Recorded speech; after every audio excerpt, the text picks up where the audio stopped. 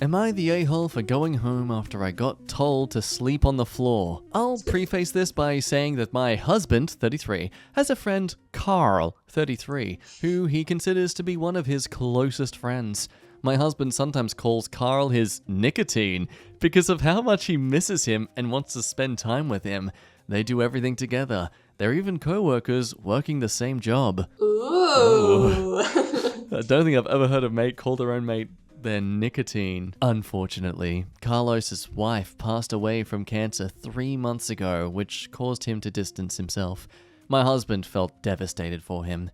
He recently started spending more time with him and brought him meals and new clothes. We planned a 3-day vacation to another state. I made a hotel reservation for 2. Unbeknownst to me, my husband had invited Carl to come with us. This made me upset because it spoiled the entire vacation. Not trying to be dramatic, I only found out when he went to pick him up. I sucked it up after my husband explained that Carl is a recent widower who's been wallowing in grief for so long and needed this vacation. The problem is, money is tight, and since Carl hasn't worked ever since his wife passed, he couldn't pay for his own room, and we didn't have a budget for it. Dude, this is totally set up. Oh, it's like doing a poker night with your mates and just happening to forget the chips. Oh, what else could we use as a way to place bets? Oh, no. Oh, I was going to say it's like the setup when the partner's like, you don't mind if I just invite a few friends on our honeymoon, right? That'll be fun for everyone. It's like, no, don't do that. It's our time. People it's our do time that? together. Yeah. Wow. I'm pretty sure we read a story about it. Probably. I mean, I know I have. My husband said we should just share one room, and I again sucked it up, since he said we'd be out all day on the beach anyway. First night, I was in bed when my husband and Carl got back. I got woken up by my husband telling me to get out of bed and sleep on the mattress he put for me on the floor, and he and Carl would take the bed. Ooh. What's happening in the bed? Oh no. Hands above the doona, please. Asked if he was serious, and he asked, what else is he supposed to do? He said Carl was a guest. He can't let him sleep on the floor, and at the same time, I can't share a bed with Carl while he, my husband, slept on the floor. Wait, hang on. Scandalous. Oh, a wife? Yeah, you can dump her out to the doghouse, but a guest? No, you gotta respect them. Wife? Pfft, who cares about them? When what she said before, she's like, oh, it should be okay because we'll be out at the beach all day. And then she's like, I was in bed and they came home. So they've obviously ditched her and gone off and done bromance stuff. I told him I didn't sign up for this, but he told me to suck it up and tried to pull a Carl is a widower card. I told Carl to get out, then got up and got dressed to go home. My husband started yelling at me, calling me irrational, but I wasn't having it. I left the hotel and traveled back home. Carl didn't say anything when he saw me leave, except that I was making this non-issue an issue. Oh no, it's an issue. Yeah, it's an issue. They got back and my husband refused to even talk about it, but still said I ruined this for Carl and us and acted abhorrently and disgustingly. I admit Carl is struggling and I might have ruined this for him, but I didn't even know he was coming. Oh, he was coming alright, just you weren't there to ever see it. Top comment, Nata. No shade here. I think your husband might be into men, specifically Carl. Multiple times. I'm not going to throw my wife to the curb for a friend. Compassion and empathy are one thing, but this is just plain insanity. Might want to get some therapy or have some hard convos. With Carl. Some hard combos with Carl.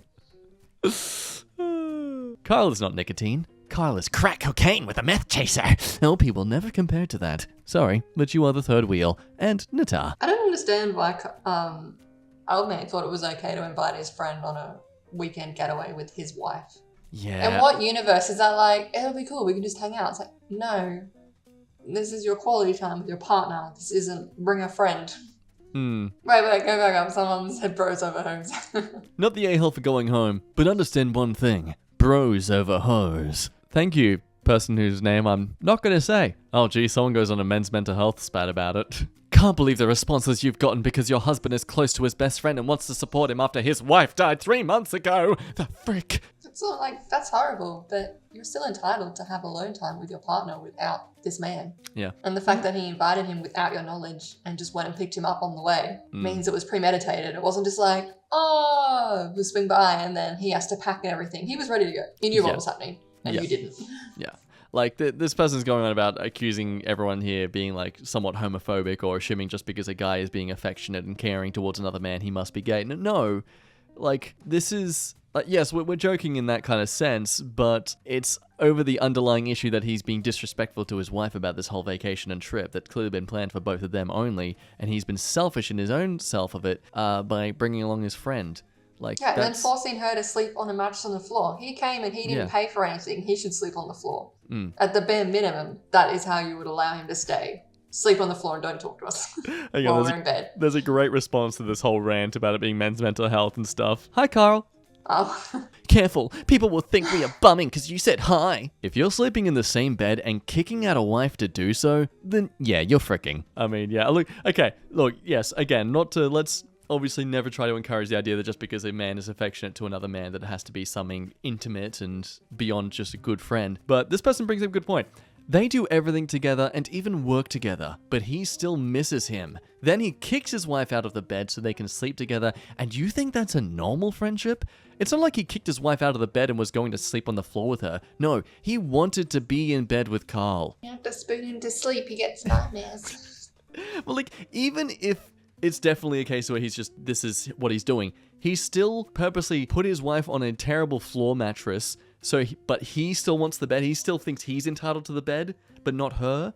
Like, you can't justify him here. Next story. Am I the a-hole for not giving my son part of his trust fund early because he refuses to sign a prenup with his fiancée? Some background, I have 4 kids. My eldest, John, 27 male, was with my first wife, who died when he was 5. I eventually remarried and got 2 stepdaughters, Lisa, 25, and Anne, 18. Then my second wife and I had Mike, who's 13. My wife and I made sure to give them comfortable lives. When John and Lisa graduated from university, we gifted them condo units. We will do the same when Anne and Mike graduate. Also, all of them have trust funds that will be released when they turn 30. What a lie. Yeah, damn. Best gift you can give your kid, a trust fund. I'm quite proud of my kids. John and Lisa graduated from top universities. John has a high-paying job as an engineer, while Lisa pursued a master's degree in business while she worked in marketing. Eventually, she started her own marketing consulting firm while being a part owner of a spa. John recently got engaged to his girlfriend of 2 years, and they want to get married by the end of this year. She seems nice, however, she doesn't earn as much as him. My son spends a lot of money on her, on dates and expensive gifts. I understand that it's his money, and he can spend it however he wants. She also moved in with him in the condo that I gave him, and as far as I know, she doesn't pay her share of utilities and association fees. And now John is asking to get part of his trust fund so he could use it for the wedding, since his fiancée doesn't have much money to contribute for the wedding. Then don't have as an expensive wedding. Yeah, seems simple. Now here's where I might be the a-hole. I told him I'd release part of his trust fund early if he draws a prenup with her. He got angry and told me I was being unfair because I released half of Lisa's trust fund last year to help put up her business. He told me that I was playing favorites. I told him that Lisa did something worthwhile with her trust fund, and while a wedding is worthwhile, I told him it doesn't seem safe to use his fund for a wedding to a girl who doesn't bring much to the table. I told him that I just wanted him to have some security by drawing up a prenup. He got angrier and said I was implying that his fiancée is a gold digger. My wife and the rest of the family refused to take sides. Am I the a-hole? I mean, the fact they're not taking sides means they're taking a side. Yeah, I have mixed feelings. Like, obviously, essentially calling her a gold digger is horrible. But I think it's very smart of him to ask his son to draw up a prenup with his partner, which you would do with any sum of wealth. Yes. It's the general rule of thumb is what you do. And yes, his daughter used it to start a business. Why would you want to use this money for a wedding? Have a smaller wedding and get your lives on track together. And then when you reach 30, you'll have a mass amount of money that you can go and do what you want with. That is, I assume, accumulating interest. Yeah. So why would you want to withdraw that now? Like, yeah, he was a dick calling your partner like a gold digger and how she doesn't bring anything to the table. But get rid of that and he's honestly just looking out for your financial security. Just refreshed it. There's an update. Oh. Let's see what the top comment was if it was... wait. Interesting. It's changed. So, yeah, everyone was calling him the a-hole. But the top comment is now saying Natar. I think we'll read the update first, see if that's maybe caused people to say Natar. The next day after I posted, I had a long conversation with my son. First, I apologized to him for making that comment about his fiancée. I realized it was demeaning and uncalled for. Second, I asked about their living arrangement. He did admit to paying for everything, including bills and foods. She does the cooking sometimes. He even pays for someone to clean because neither of them would. I asked if she's ever offered to pay. He said no. I understand it's none of my business, but the fact she never offered is raising some flags in my head. Agreed. Oh. I gave him some things to think about and maybe discuss with her, like what would happen if he loses his job or, for some reason, illness or accident, he has to stop working. I told him that I have nothing against their arrangement and him spoiling her, but he has to be wiser about his spending habits. Yeah, this sounds like a guy who's, I love you because boobs, please love me. I'm just throwing money at her because it's young love. Third, I explained the importance of a prenup and said that I had one with his mum and his stepmom. He still refuses because, according to him, it might offend her. Yeah, Again, well, that's raising not some the flags. person for you. Yeah, again, It shouldn't that offend you, but exposes mutually beneficial. her, man. So I will stick to my decision and release his trust fund when he's 30, as we initially agreed on. He wasn't happy with this. Yeah, get it, Dad. Lastly, I asked what kind of wedding they plan to have, and that they felt the need to use his trust fund. Apparently, she dreams of having a big wedding on the beach. Oh, so it's her. It's what she wants. She also wants to have a photo and video production to announce their engagement, which I find ridiculous. They want it this year, but can't afford it, as she is only paying for her wedding dress, and my son admitted that he doesn't have a lot of savings, probably from going on expensive dates and trips. I told him that it's not practical, but if they really want it, they should wait and save up for it. At that point, I was feeling better about my decision to not release his trust fund early. The way I see it, my son could go broke in a few years paying for everything and spoiling his fiancée and wife. Their trust fund is the last thing all my kids will get from me. That said, I may be an a-hole, but not a total a-hole to not support his wedding. My wife and I agreed to give them a certain amount that should cover a nice venue, and still have some leftover amount for other expenses. It will be our wedding gift to them, and if he's still not happy, then there's nothing more I can do. That's a very responsible and Yes. practical thing to do. Like, that's so nice after like this massive conversation to be like, I will give you a gift of money to get the venue that you like. Yeah. Within reason. It's going to be an appropriate venue with an appropriate price range. If they go no contact or low contact, I still feel at peace with my decision. I provided for him, and I tried to protect him. If she leaves him and he ends up losing everything, I'd hate for that to happen, but that's on him. But I do hope their marriage works out. So yeah, it was labeled as a-hole, but top comment... I'm very hang comfortable on. with my response that I said before then. Clarity. Not top comment. It's just this is contest mode. For some reason, Reddit does this sometimes. So still being decided upon, I guess. So it's probably not the top comment, but still, not the a-hole. I'm a believer in consequences and life lessons. I'd hand over the money, but before, I'd make it clear that this is a terrible decision, that this is a waste, and that he'd better never darken your doorstep again for so much as an ice-cold water. I mean, the money is his in 3 years anyway, and you still have a minor at home. Tell him you see that she is using him, and that he will regret this decision. Then hand him a check and walk away. I mean, like, yeah, okay, let him learn his lesson, he's an adult now, but I feel this is a situation where you as a father have the right to kind of be like, hey, I'm offering you some genuine necessary advice for you right now. It sounds like he wasn't really dating much in his early 20s, and this is someone who is probably his first big relationship of his life. So, like, just the way he's acting, honestly, he's just being so love-struck, trying to do anything to make her happy above his actual own logic of like, okay, can I actually afford this in the long run? Oh, here we go. Oh. You're the a-hole. Using money to manipulate your very adult son's choices and actions makes you a controlling a-hole. You may not agree with his choices, but they are his to make. It seems like he has been responsible enough in general, so why do you not trust him to make his own decisions? Editor add, OP is completely within rights to not disperse trust funds for any reason. Okay, so just a complete 180? Just go back. Yeah. I was like, it's his money. He can do what he wants with it.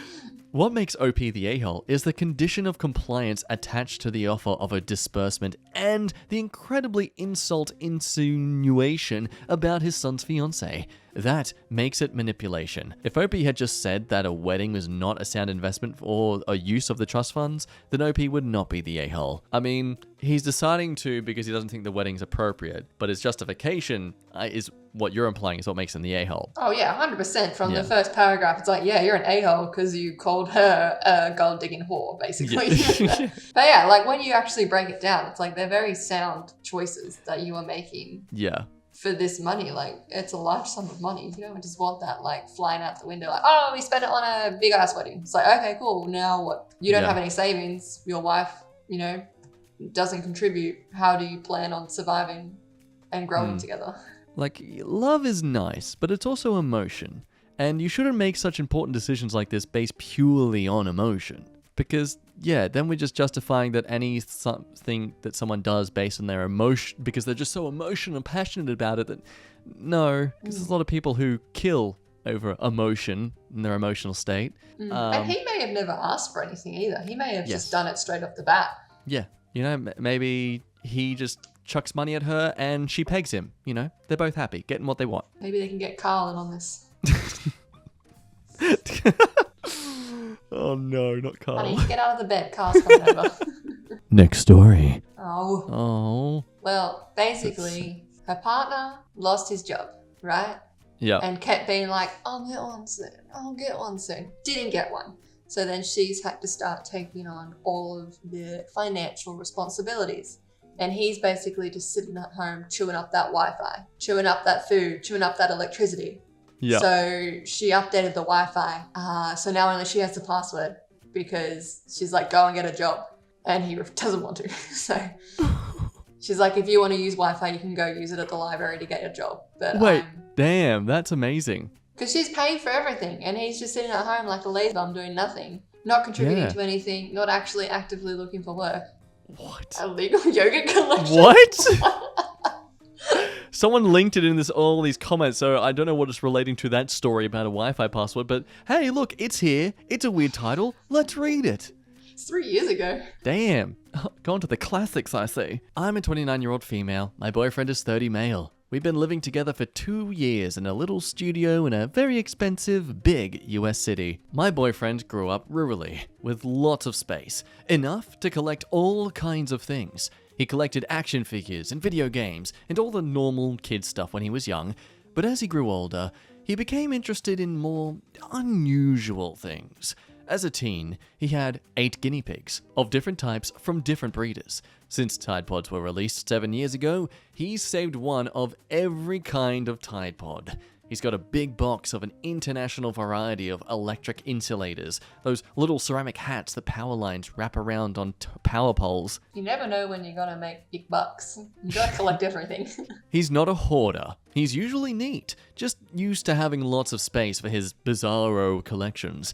At his parents' ranch, he has 2 big rooms full of containers of weird and impressive things. He recently became interested in yogurt.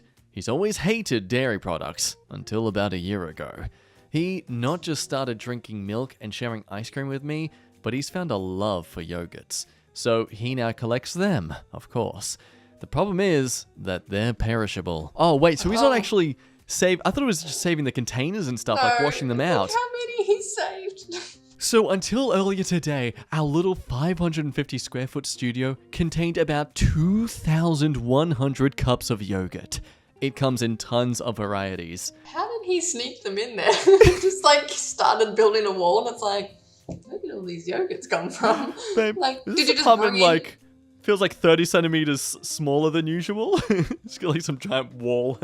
Different types, flavors, textures, containers, made by different companies in different countries. This is like crack to my boyfriend. So he tried to pretty much save a sample of everything he could find. He filled our fridge, bought a new fridge, and then another tiny bedside fridge. He said he didn't want to walk to the fridge at night, but it was obviously a ruse to get more yogurt space. This is so wild. These fridges all filled up with his yogurts, and if you keep them for long, they smell bad. Sometimes the packaging breaks, so our apartment was smelling like rotten milk for the last 2 weeks, and my boyfriend's attitude was, "Oh, it's fine," and "just deal with it for a little longer," until I pulled the plug and threw it all out this morning. I was looking at my groceries, which I had to put beside the fridge because there was no space, and everything smelled like death. Then I kind of snapped and threw it all away. Was he planning on eating these at any point, or just collecting them and hoarding them in a fridge forever? I think Because there's this great thing called a supermarket where you can go and get yogurt. No, but he was trying to keep all the different varieties that would come out.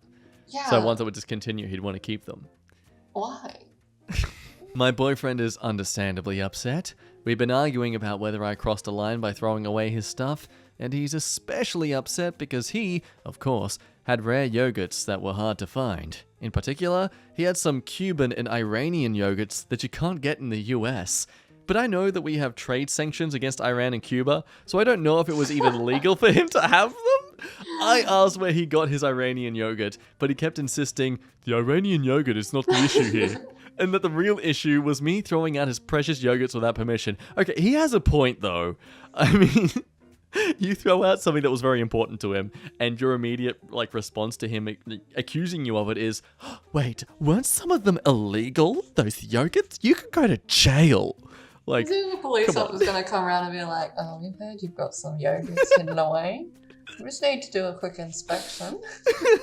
"What are you in for?" "Oh, stealing yogurt. Illegal yogurt's in for 30 years. I hope at some point in my life I find a way to seamlessly drop that into conversation. The Iranian yogurt is not the issue here. That's just a crazy story. Wow. No more updates from that though. That's a shame. Would have loved to know how that all turned out. Next story. Yeah, this one's good. This is typical male. I just want to boast about my entire life and how well I'm doing. I'm never going to ask you what you're doing, and then get sad when he finds out she's better than him. Am I the a-hole for not telling a guy what I do for work and letting him pay for my drinks during the whole evening? My friend Grace invited me to a board game bar to play and have drinks with her boyfriend, and one of their friends, Nick. We went to get drinks in pairs, Grace going with her boyfriend. Meanwhile, Nick and I stayed at the table, and vice versa. So, Nick and I had plenty of time to talk, just the two of us. Oh, lucky you. That's so cute. You're like a real Carl and OP's husband. Nick started the night by telling about his recent career change. He decided to quit his previous job, go to a coding boot camp, and he got a job as a developer 1 or 2 months ago. He was very proud of himself and his new salary and told me this multiple times.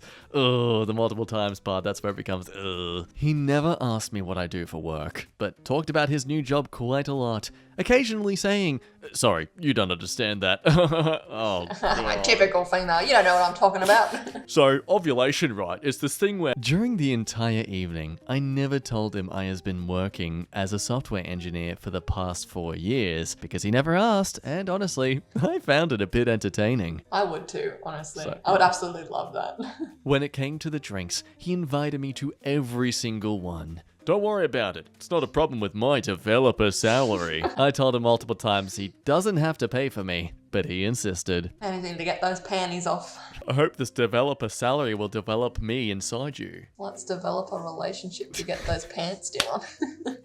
I am removing mine from this whole edit and leaving yours. Or maybe I'll keep it in just to show how terrible I am at these compared to you. Maybe you should develop some better lines.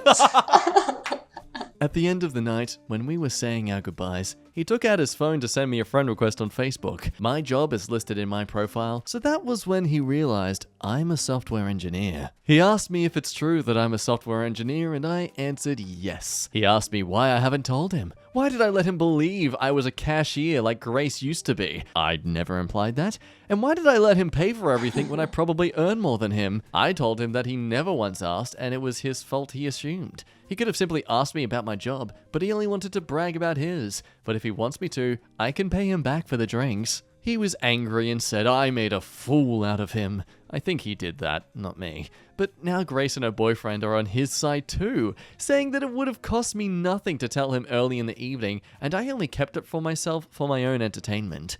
Well, I did find it entertaining, but I don't really feel like I did anything wrong. Am I the a-hole? What I don't get right is there a dinner with, the friend and the boyfriend, and this dude's constantly boasting about his new web developer, whatever he's doing. Not once where they're like, oh, OP is a software engineer, because it's the same field. Yeah. Like, why didn't they bring it up once at all night? Like... That's a good point. Yeah, if they're going to blame her for not bringing it up at some point, then they're equally to blame for themselves not bringing it up. Then also, the douchey guy here is also the a-hole for not requesting it from her in the first place 100%, too. To be like, oh, he so what didn't do you ask do? her any questions at all. No. It was just like, yeah, so I was doing this last week, right? But you wouldn't understand because I'm a web developer. I'm a coder. Like, mates, I understand when you get really excited about something, we get into like a puppy state where we just want to constantly talk about it all and that kind of thing. I know I get like that sometimes about things. I have to constantly, when I'm in that state, to be like, okay, yeah, just, you're allowed to be excited, but don't make the entire conversation about you and this exciting thing that you are really excited about. I don't know, just be self-aware. That's all you gotta do. A little self-awareness can take you miles in social situations. Sorry, you don't understand that. This right here. Natar. Poor OP was in a no-win situation. Shut up and listen to him brag, or say she's a software engineer with 4 years experience and be accused of either emasculating him, downplaying his accomplishments, or having smecks with the bosses to get her position. Maybe he did. You never know. Maybe Carl was his boss. Oh, goddamn. This 100%, let's see where this could have gone instead of where it went. Dude was being an a-hole either way. Why do women have to be in charge of protecting men's feelings? It's complete BS. The one underneath it. His attempt at negging ended up negging himself and he can't take it. Yeah. And I think she did the right thing here. I don't know about you, but like... I mean, she offered to pay you back as well. Yeah. She didn't just walk away and be like, thanks, see ya. And she even was saying that, told him multiple times he doesn't have to pay for me. So she wasn't actually taking advantage of him or anything like that here. She gave him an olive branch. Next story.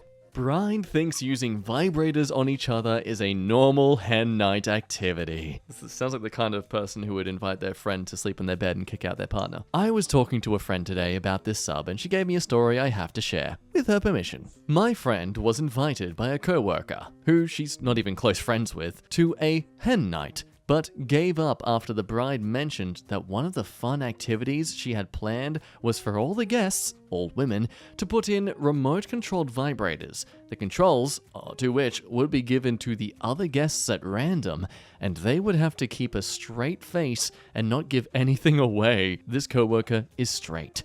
She thought this was normal and a very straight thing to do. My friend politely mentioned this was basically an orgy, so she might be rethinking this, or not. I don't understand, because the other guests just get handed this little remote and they're like, just press buttons when you feel like it. Yeah, I guess. How does that bring those other people? They probably know what it is for starters. They usually have the name on it, the brand of what you were using. Yeah. It was not clarified if guests should bring their own vibrators or if they would be provided. Most remote-controlled vibrators are expensive, so even just cost-wise, either option is bad. The worst part is, she probably got this idea from a website somewhere, and an edit that might reveal a bit more here. Checked with my friend, and it's entirely possible that this is, in fact, a multi-level marketing strategy. Didn't know they had multi-level marketing for Smex toys, but I guess that's where we are now. Also, obviously I can't prove to you that this is real, but I am burdened with the knowledge that it is, in fact, real. Yeah, I mean, top comments kind of bringing the whole multi-level marketing thing, but either way, it's freaking weird.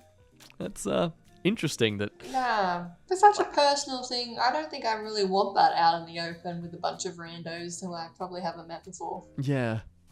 12 gals chilling at a hen party using remote control vibrators 5 feet apart because they're not gay. I'm a married lesbian and my wife and I can't stop laughing. This Schmidt is gayer than us, lol. It's just hilarious. Yeah. How do you approach your friends at that? Hey guys, I'm going to put a biscuit in the middle of the group right here. Now that'll be for guys though, I guess. Hello friends, you've made it to the end of today's video. Thank you as always for watching. Emily, say thank you for watching. Thanks for watching me. Yeah, her, not me though. I'm actually Emily. Plot twist. Dun dun dun. Yeah, just have my hand up your ass like a puppet. Like a Your puppet.